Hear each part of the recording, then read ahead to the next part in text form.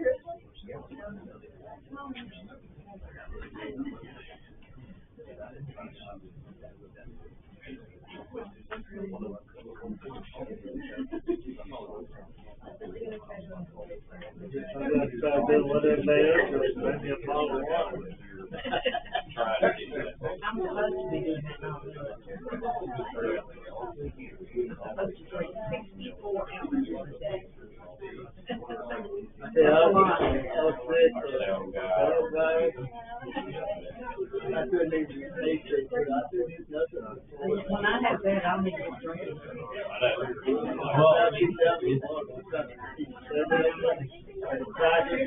I tried ginger ale, that didn't work. I thought ginger ale was good. I drunk one, hydrated. Yeah, I get dehydrated.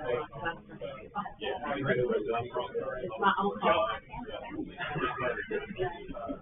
How hard are you looking?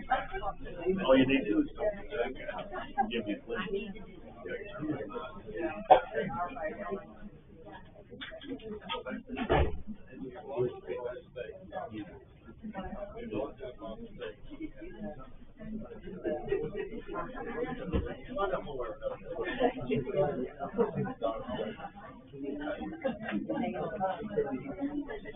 Plenty of seats right here on the front. There's always plenty of seats on the front. Oh, wow.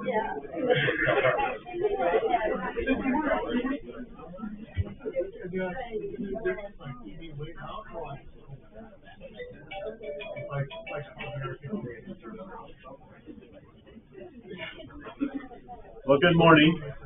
We're a minute or two early, but we're going to go ahead and begin. I think we have a quorum. We're in Matthew chapter 25 and lesson 23 in our workbook. I streamed the class on Wednesday, Preston. I noticed you've updated your Jorge Coco painting that you use, so I'm old school, but you knew that already. So, so I've still got the old school painting up there. We're going to begin with a prayer, and I've asked Clay of the Perry brothers to lead us in prayer. So, Clay, if you will. We'll pray. Heavenly Father, we come to you this morning thanking you for once again allowing us the opportunity to come together to be encouraged and to worship you and study more about your word. Father, we ask that you be with all the teachers this morning, especially those helping to easily explain the things that are in your words that are in a way that's easy for us to understand and apply to our lives. Help us to approach your word with an open heart, open mind, and accept your simple word, your simple instruction. Your son's name, amen. Amen. Thank you, Clay. Just to correct one thing Clay said in his prayer, I'm not going to explain anything. All right, we're going to study. we're going to study together. All right, we are here in this fifth of the discourses of Jesus. His teaching is what the discourses mean, and Preston has labeled it apocalyptic discourse. Is apocalyptic a Bible word? That's a trick question, so be careful. Don't answer yet. Is apocalyptic a Bible word? Yes. Yes? The concept's there, but the word's not used. Well, it depends on which Bible you're using. Yeah. If you use the Greek Bible, is it there, Preston?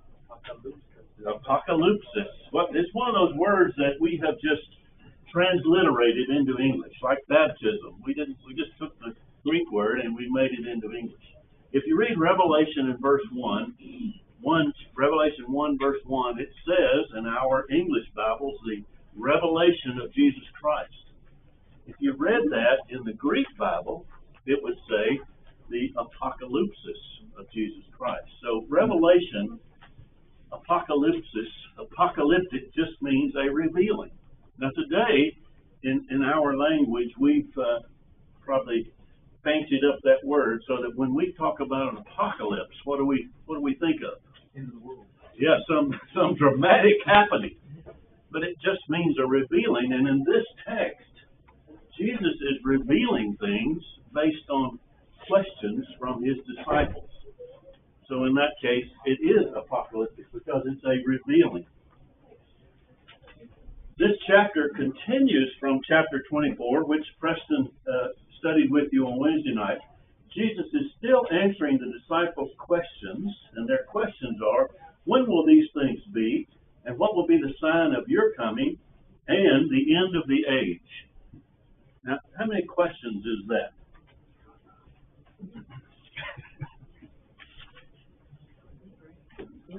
3, 7, somebody said? 3, 2. Certainly one of the questions is, when will these things be?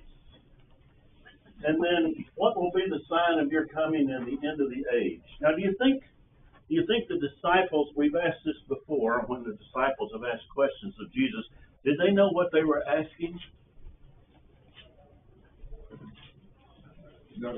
Not completely. Not completely. Not exactly. We do the same thing today, don't we, when we ask. So, what they're asking for, and Jesus has just told them back in Matthew 24 that the temple and all of those beautiful buildings they were observing is going to be destroyed. And so their question is, when is this going to happen? And what will be the sign of the coming of the end of the age? Now, why are they asking that, do you think?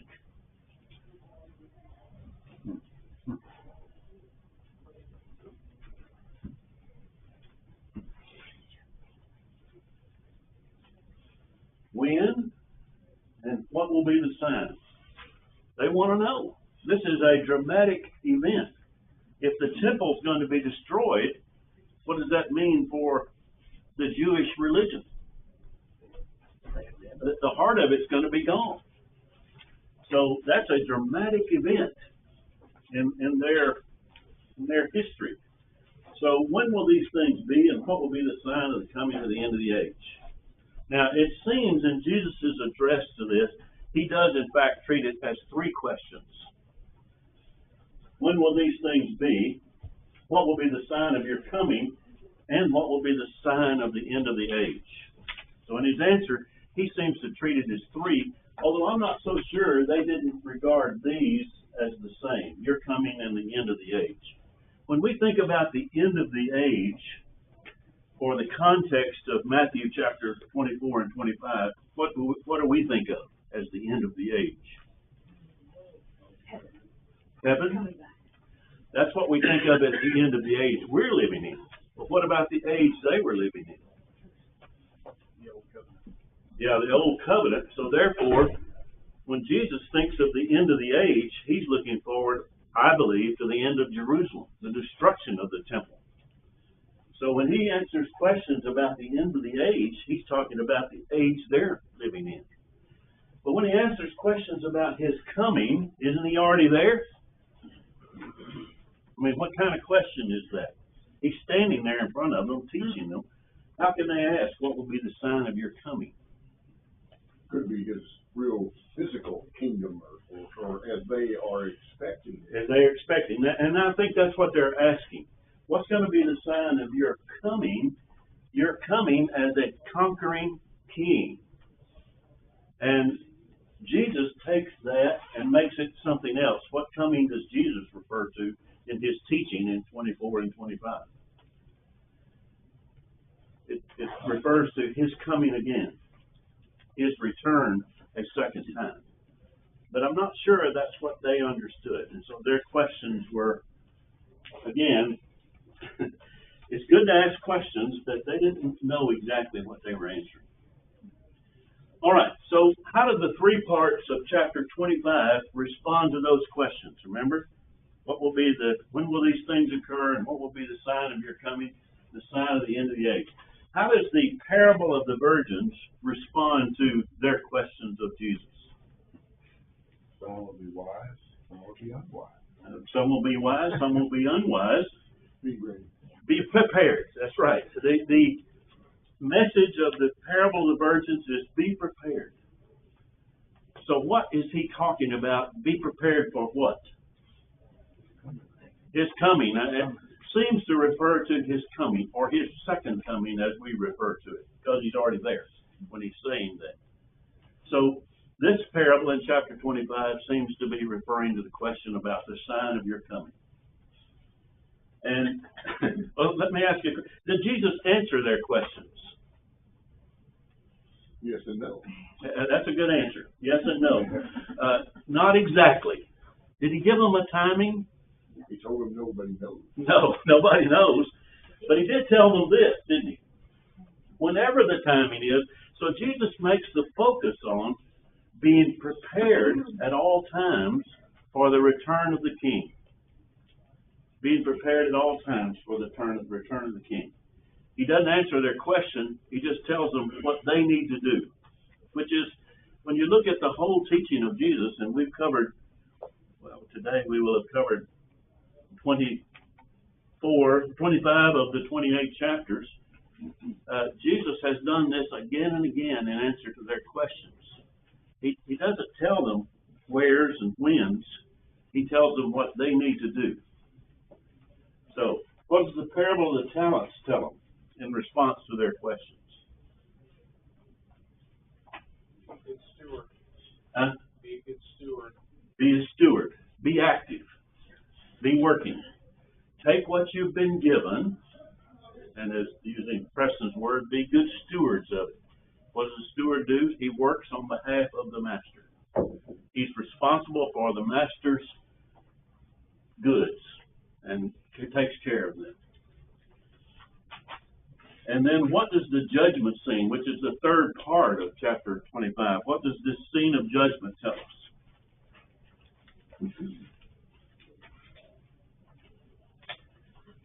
Be aware.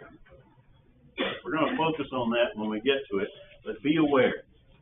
Remember, the focus of the judgment scene is what people saw, what they could see. And what we can see affects how we act. So Jesus' answer to their questions in chapter 25 is, my paraphrase, you don't be concerned about the timing or even the signs. You just be prepared, you be active, and you be aware. Would Jesus tell us the same thing today? Yes. He absolutely would. You be prepared, you be active, and you be aware. And then we don't have any concern about the where and the when of when he returns. So looking at our workbooks here, question 2 says, why are 5 of the 10 virgins called foolish and the others wise? 5 were prepared and All right. 5 were not. 5 were prepared. They brought extra oil, and 5 were not. Now, this parable might seem a little strange to us because our wedding customs are completely different from theirs. When we have a wedding today, we announce a date and we announce a time. And is that pretty much when it takes place? Yep. So we can be prepared and be there. We don't have to have lamps. We don't have to have oil. We just have to be there at the right time. But their wedding customs of the day were different than ours. And this parable lines up fairly well, or not fairly well, but completely well with the wedding customs of the day. It was a big event that took days and days for a wedding. There would be a procession, and that's what these virgins are waiting on, the procession of the bridegroom coming. And they didn't go on a honeymoon like we do. They went home, and they spent a week at home celebrating with their family and friends. And so that's when they're shut out, that's what they're shut out of, because they weren't prepared when the bridegroom came. Why virgins? Why virgins? Well, because the married people would not participate in this procession and celebration. It would be the bride and groom and the virgins that would participate.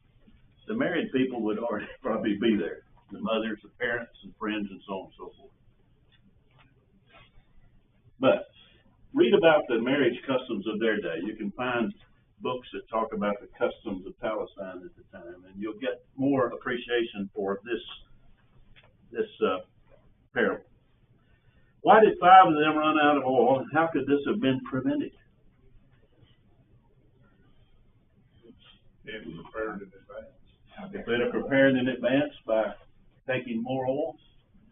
The other way it could have been prevented would have been the bridegroom come earlier, which is what the foolish ones expected, wasn't it? But again, if you read about the customs of marriage customs of Palestine, it was sometimes the bridegroom would even try to trick the people waiting for the procession, and he would, wait until late at night or very, very early in the morning and come then. It was a sort of a trick played on his friends. They often do that. With regard to why the 10 virgins, could be because it represented 10 of equal stature. Nobody was any better or more wealthy than anybody else, because women at that time were kind of a lower social stature. As they should be, right? Yeah, don't get caught up with me in that. Yeah. So again, 10, we might say ordinary people. And some were wise and some were not. And they could have been wise if they had brought extra oil. Again, what's the message of the parable? Be prepared. Just like the Boy Scouts. Be prepared. All right, question 4. Why were the 5 virgins allowed in and the 5 wise virgins allowed in and the 5 foolish virgins refused entry? Time was important. Yeah, 5 were ready and 5 were not. And so when the bridegroom comes, again, that's, remember we're talking about, because he begins this parable with the kingdom is like, the kingdom of heaven will be like 10 virgins. So we're talking about entrance here into the kingdom of heaven when the bridegroom, in this case, returns. And so when the bridegroom returns, those who were prepared, those who were ready for his return or his coming, were allowed in. Those who were not ready were shut out. So it's a scene of judgment.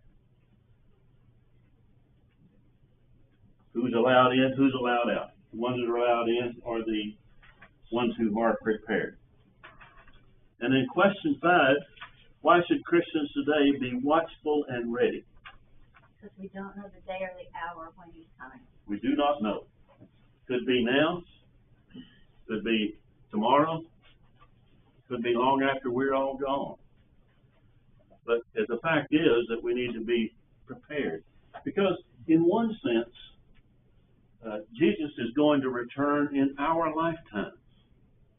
Because when our lifetime is finished, we will have done all that we can do. then it's only judgment that awaits us then. So we have this lifetime, and that's all we have. Some of you have longer than others. Well, not even only Jesus coming, but you could be killed in a car accident on the way home, or anything of nature could strike us, and Yep. you know, so it's not just him coming. We live a very fragile existence, don't we? So therefore, what's the message? Be prepared, because you do not know. And that's the key thing. You do not know. And the other thing is, you cannot know. As Jenny said, even if you read the signs and can predict Jesus' return, you may not make it to that. And it's not just talking about the lost. At some point, they were all prepared. Yes, at some point they were all prepared. They all had oil. They all had their lamps. They were all waiting. But as time went on, some ran out of oil because they were not prepared. Yes, Dave? We're also a lot of times dependent upon each other, and we're also generous that we borrow anything we need. And I think another lesson here is that some things cannot or should not be borrowed. Or cannot be borrowed. You cannot borrow, years of preparedness, or when they ask the wise virgins for things like, well, there won't be enough of both. Mm-hmm. If go buy. So you cannot prepare for Kelly, and Kelly cannot prepare for you. And as much as I might love you or respect you, I can't prepare for you, and you can't prepare for me. We must each prepare for ourselves and be prepared for ourselves. All right, the parable of the talents then in verses 14 through 13. Question 6 says, on what basis did the master divide up the talents to his servants?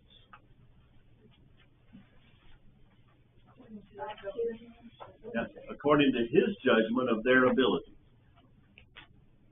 According to his judgment of their ability. So therefore, he gave them different amounts. Was that unfair? No, it was totally the master's decision of what to give. And his decision was based on what each of these servants was able to handle.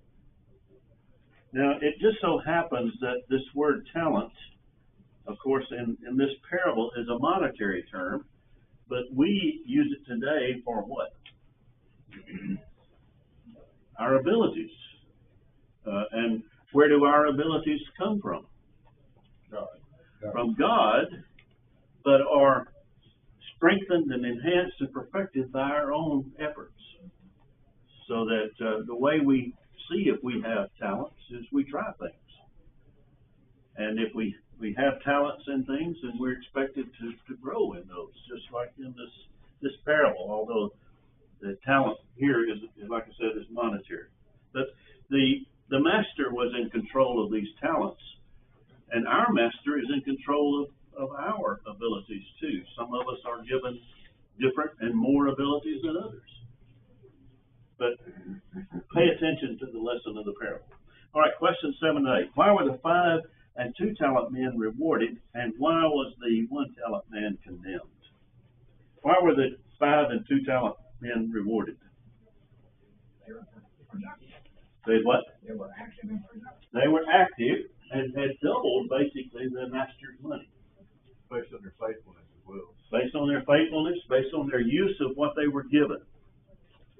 So they were rewarded. And it's interesting, the words that he says to both of these men are basically identical, even though their profit was different. One had gained 5 and one had gained 2. Who did better? Well done. Good and faithful servant. Whether it's 2 or it's 5, well done. Because you've taken what I've given you and you've used it to profit, to benefit. And then the 1 talent man, why was he condemned? He did his talent. He hid his talent, which means what? He wasn't active. He failed to act. He failed to act. So we can be condemned by our master in the end for failing to act. Yes, Kel? I think he was fearful. That's right, go ahead. I think he was fearful. I didn't call him Neil, I called him Neil. He was fearful too. He said he was fearful, didn't he? Yeah. He said he was fearful. Neil? Accusing the master too of being Yeah, not of being dishonest, but of being, what he said was, I knew you were a hard man. What does that mean? He was a demanding man. He was a demanding man. So what he expected of all of his servants was to use what they had. Yes, Al? Is that what you feel verse 26 means specifically? Is that just a breakdown of the master being demanding? Well, verse 26, his master answered him, you wicked and slothful servant, you knew that I reap where I have not sown and gather where I scattered no seed. That last sentence there. Can you break that down for us? Well, again, in the parable here, we're talking about monetary terms, aren't we? So when he says that I reap where I have not sown and gather where I scattered no seed, what is he saying? I expect to make profit off my money. Isn't that what he's saying? Now, I give you my money and I expect you to increase it as the 5 and the 2 talent men. The Bible also said, whom much is given, much is expected. Yes. And he expected them to be active, and they wasn't. Yep, that's what it actually says here in verse 29. For to everyone who has, more will be given, and he will have an inheritance. But from the one who has not, even what he has will be taken away. The expectation is. I think I was just telling Mike, I keep it monetary, keep it simple, specific to the parable. I think it rather simply answers it. I was thinking probably too far beyond the. Yeah. Remember, we talked about before, parables are intended to deliver a message. We probably go too far when we begin to dissect all the details of the parables, because these were spoken. They had an intent of delivering a message, and what's the message of this parable? Be active in using what you have. Be active in using what you have. The focus is not on the master or his character. It's on the servants and their actions.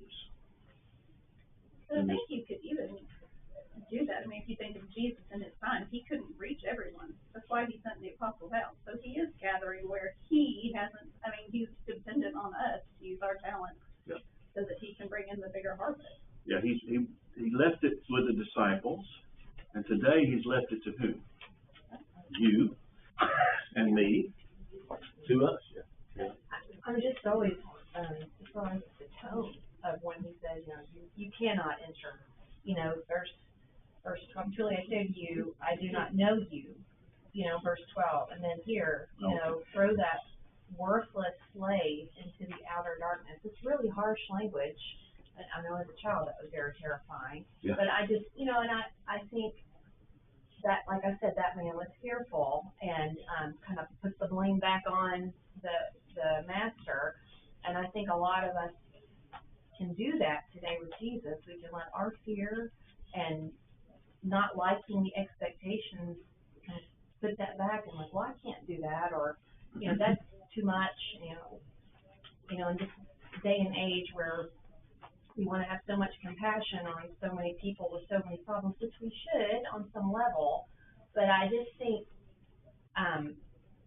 we just let that hinder us when we feel insecure or fearful, and we have to find a way to push past that. Yeah, the hard message of all three of these big bodies of teaching in this chapter is there will come a time when time is past for action or for preparedness or whatever, and that judgment will come. And that's what the message is here. It may sound hard to us, but the fact is, that's the fact. Right. Judgment will come, and when judgment comes, some will be included and some will be shut out.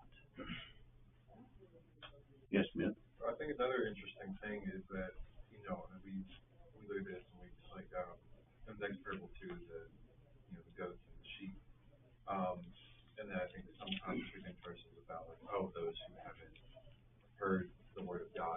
That's a whole other conversation on its own. But what I think is interesting is that all of these parables, it's not saying like, some will be prepared because they've been made aware and other people won't because they just don't know. Which again, that's a whole other conversation. I don't necessarily agree with that one thing. But I think the point I'm getting at here is that all of these people had an awareness of what was expected of them and what was to come, and some people were doing what they needed to be ready for that, and other people weren't, like, just wasn't, the master coming back, and then, we saw these people make money, but then bring the people over here, as, it's like, I gave you these specific things, belong to me, or these virgins, for this specific bridegroom, like, they were supposed to care for this specific man and make these preparations for them, and some of them, and they all knew what to do, and some did, and some didn't, and so I think that's part of the message here too, though, is that, this is for everybody, but now you know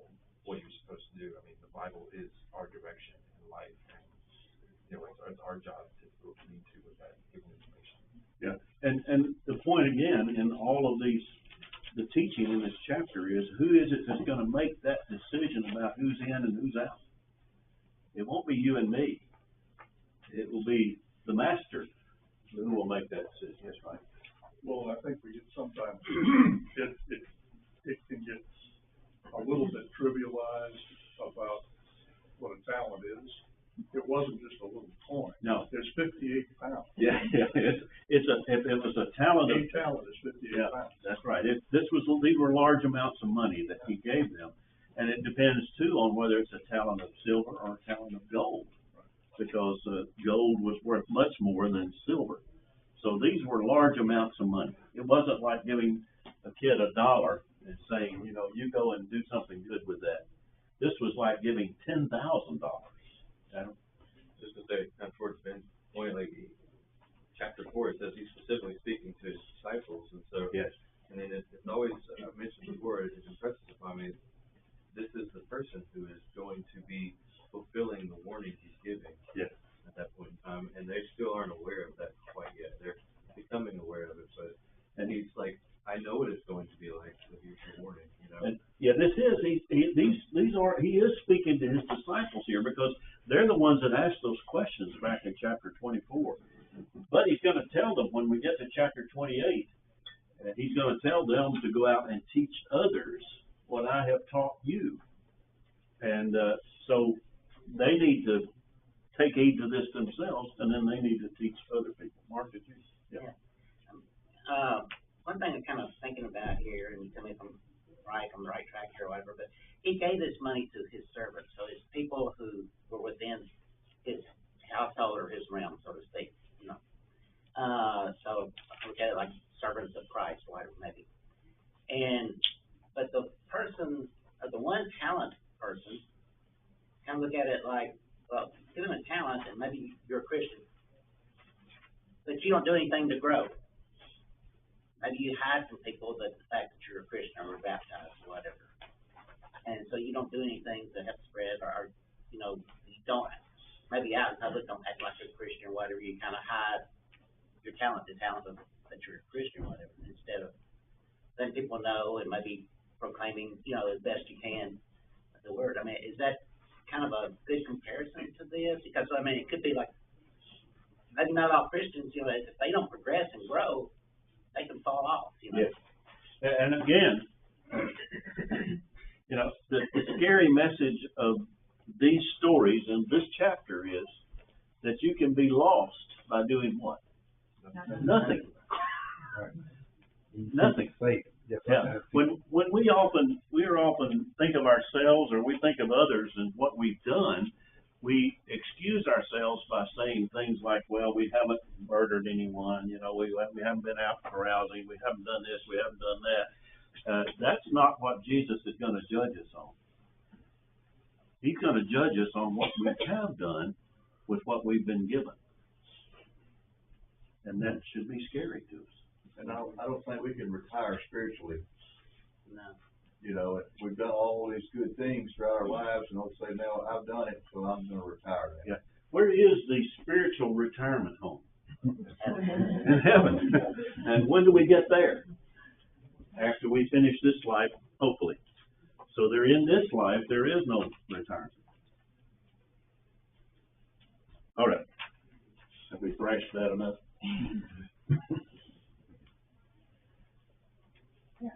Nope. Okay. All right. Then I'm hung up here for some reason. All right. Question 9. Did the one talent man know what his master required? Said you did it. Yeah, he knew. He not only knew, he repeated it. He said, I knew you were a hard man. I knew that you expected growth. I knew that you expected profit. So he condemned himself, didn't he? By what he said.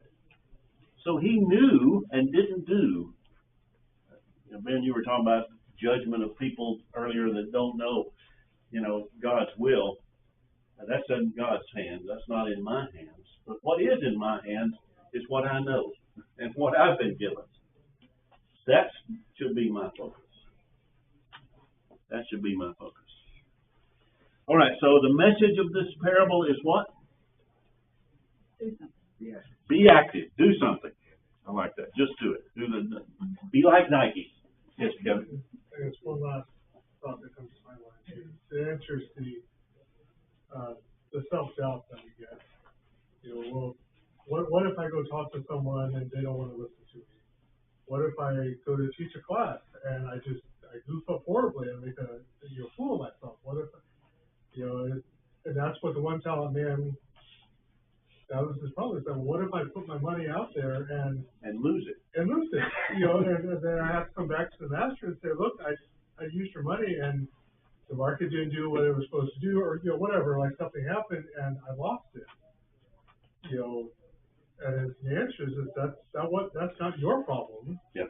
You were just supposed to go and use it. I didn't, if that's what happened, the master probably would have understood. Like, I know you you went, you invested it. It didn't turn out, as well as we wanted to. Okay, but you still went and did what you were supposed to do. Again, the message: be active. Be active. Use what you have.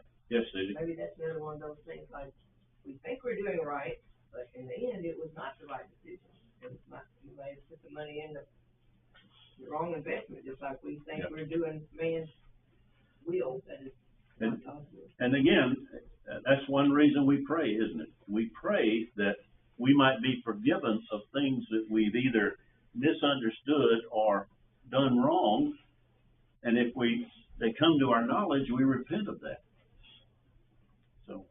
And to do with the talents we have, not worry if we're doing effectively the talent that someone else has. Again, the parable, the 5 and the 2 talent men both got the same commendation for different amounts of increase.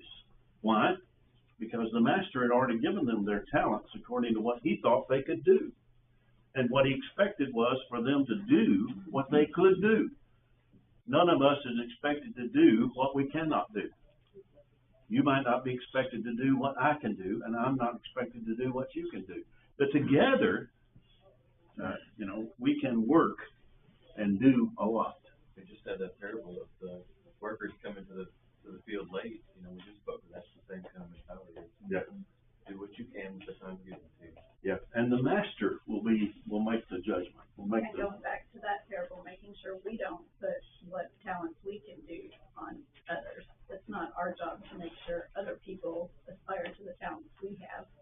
It is our job to encourage each other to use the talents we have. And if you recognize talents in someone, you should encourage them to use it. Help them use it. Not just scold them about it, but help them use it. I'm not going to advance that, but I am going to advance this. All right. Now, the judgment scene, verses 31 to 46 of Matthew 25. And question 11 says, who will be gathered before Jesus' throne of judgment? How does he term it here? All the nations. Everybody.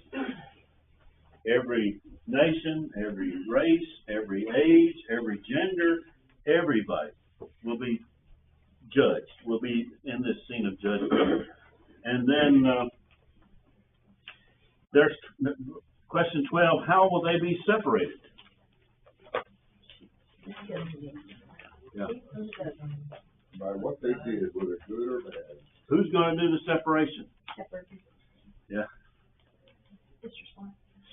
Yeah. I was going to say, thinking about one of our last classes about the different ways to see, like some believe Jesus has already come back. To me, this is one of the verses to go to prove that that has not happened. Because it says when he comes back in his glory, all the angels with him, that he will sit on his glorious throne, all the nations will be gathered before him. To me, when he comes back, everybody's gonna know. Yes. It's not gonna be just, that to me, that negates that whole. Yeah. And I like the verses that talk about Jesus' return, is that every knee will bow and every tongue confess. Whether they have confessed up until this time or not, when he returns, they will. And again, remember one of the questions the disciples had? What will be the sign of your coming in the end of the age? And what he says here, he doesn't say it's when he's going to come. He just says when he does come, the angels with him, he will sit on his throne and he will judge. So the Son of Man is going to make this decision of who's separated into the sheep and the goats. All right, look at question 15 and 16. We'll look at those together. How were they able to do good to Jesus himself, and why were the ones on the left condemned? How were they able to do good to Jesus himself? Doing good to others. Doing good to others. So can I still do good today to Jesus himself? How? By helping those who are in need, whatever their need may be, by ministering to people. He calls them his brothers. And then, why were those on the left hand condemned? They didn't do anything. No action. They didn't see the opportunity, so therefore they did not act. They saw, it's interesting that Jesus says you saw the same thing. In other words, with your eyes you saw the same thing, but with your heart you didn't see the same thing. So what question did both the sheep and the goats ask? When did we see you? When did we see you like that? Jesus says to the sheep, you saw me sick and you saw me in prison, you saw me needy. And the sheep say, when did we see you like that? And it's interesting that he says the same thing to the goats. You saw me sick and needy and in prison. And they say, when did we see you like that? The same question of both of them. And it's the same answer of both of them too. When you saw others in those situations and you did not act. So in the few minutes we have remaining, I want you just to note the difference between the sheep and the goats is in what they saw, what they perceived, not saw with their eyes, not what images floated on their eyes, but what they saw in their heart. And my question to you is, how can we see better? What are some things we can do to see better? Know each other more. Say again? Know each other better. Know each other better, okay? How do we do that, Mary? Spend time with each other. Spend time with each other. Ooh, that's hard, isn't it? Yeah. And what does it take? It takes our time to do that, doesn't it? All right. How else can we see that? Yes, Adam? I'll say this. He very bluntly says, when you see it, you do it. He doesn't say you ask, hey, what do you need, or whatever. It's just, what your eyes see, you do. You act on what you actually see in front of you. I don't know how you want. All right. It's very deliberate. It's not a question he's on. It's just Intentional. Yeah. It's like Dan said earlier, you can't be prepared for this. This is you seeing you do it. Yep. You see it, you do it. Yeah, Mark?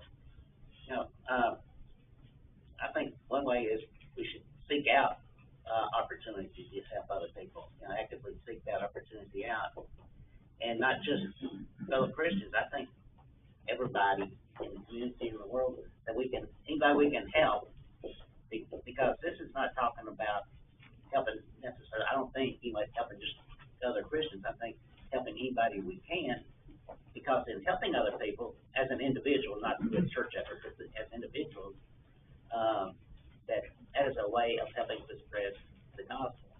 If we can go to people who are in need and help them, and that opens the door to talk to them. All right. So again, what that requires is us taking some time to think about who might be in need and why they might be in need. In our bulletin today, there's a whole list of people there that listed as needing prayer. Those people might need more than prayer. And so that might be one place for us to start, just in our announcements or in our bulletin. Because there are opportunities there if we'll just see them.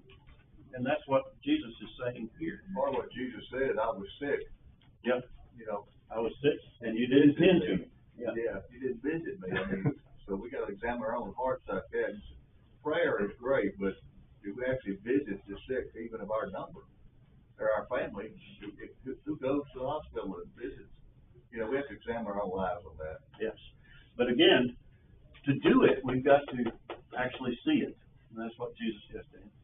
I think everybody just said it, but kind of like at the very beginning, you had those 3 points, these parables: be prepared, be active, and be aware. We have to, proactively be aware and, start looking around, and all those things sum that up. Okay, I'm just going to say here, look around. Well, John, you may have to ask questions. Sometimes you can look, but you may just have to ask questions. Okay, instead of saying, let me know if I can help you, ask questions about, well, how are you doing? Do you have food? Do you need transportation? Do you need money? That's the best time to bring the food. Yeah, that's the best time. Yeah. Everybody needs food. Okay. Kevin? Part of this has reminded me a little bit of the parable of the man on the way to Jericho against the Good Samaritan. Good Samaritan, yeah. And two of the people who should have been the first to help him saw it and actively went out of the way to not help him. And to me, that's come on us to make sure that we're not letting our own inherent biases, maybe unintentionally at times, keep us from helping people that need it. Yeah. And being willing to go to the people that maybe we wouldn't normally talk to, and doing what we can to help them. Yeah. Well, again, and the message is the same as far as our group here, our church family. We all see the same thing, and some of us act and some of us do not. Why? Because we don't see it the same way. And that's what Jesus is condemning the goats for here in Matthew chapter 25, is that they didn't see the need. All right, just a couple of minutes. Now what I want to do is challenge you this week, actually this half week, because I'm going to ask you about it on Wednesday, to pick one of these or some other good answer you have to how we can see better, to pick one of these and act. And I'm going to ask you on Wednesday whether you've done it or not. And if you're willing to share with me what you've done. You don't have to. So pick one of these to be able to see better what others' needs are. Yes, Neil? Say again? You can't do what's up there. You can't read? Just come up here when the pointer's over. All right. Lesson 24, chapter 26 on Wednesday. Thank you. You tell him, John. Huh? You tell him. Yeah. Get ready. Do something. Get up here ready.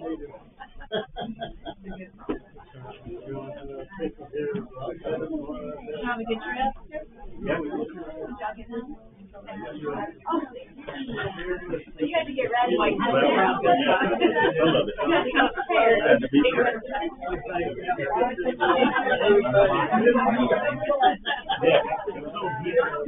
So anyway, yeah.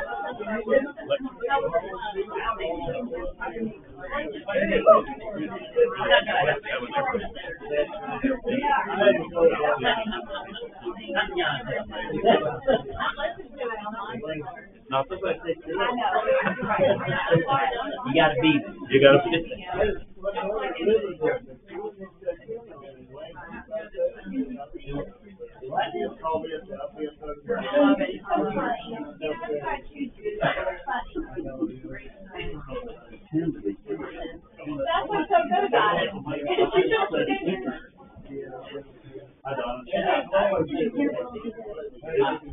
Oh, yeah.